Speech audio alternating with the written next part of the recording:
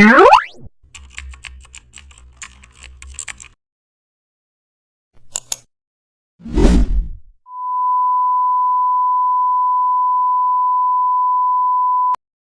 back to the channel, and don't forget to like, share and subscribe for more updates. Today we are diving into an exciting tutorial: how to create transparent button borders. Draw a rounded rectangle with the shape tool. Set fill to 0 and apply white stroke, and also adjust size between 3 to 5 px for balance, and add a soft drop shadow for realism. This gives a glowing glossy button looks. Change stroke color for theme variations and add subtle gradient on the background. Perfect for UI or app mockups. Now duplicate the button and change stroke opacity.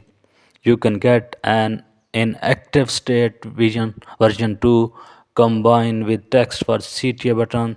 Keep your design consistent by saving styles and also